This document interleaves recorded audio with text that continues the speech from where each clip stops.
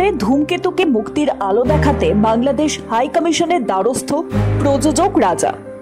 রমরমিয়ে প্রেক্ষাগৃহে চলছে ধূমকেতু।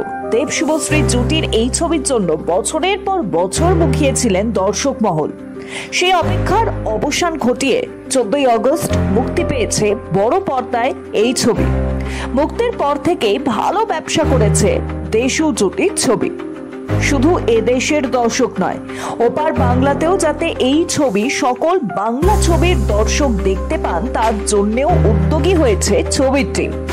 বাংলাদেশে এই ছবি মুক্তি দেওয়ার ব্যাপারে উদ্যোগী হয়ে এ নিয়ে শুক্রবার বাংলাদেশ হাই কমিশনে বৈঠক করেন প্রযোজক রানা সরকার। ঠিক কি সিদ্ধান্ত নেওয়া হলো বাংলাদেশে ধূমকেতু মুক্তি দেওয়া নিয়ে? এদিন বৈঠক শেষে সংবাদ মাধ্যমকে জানালেন প্রযোজক রানা সরকার। বাংলাদেশ সরকারের মুখ্য উপদেষ্টা মোহাম্মদ ইউনূসের সঙ্গেও এ নিয়ে আলোচনা করবে বলে জানিয়েছেন।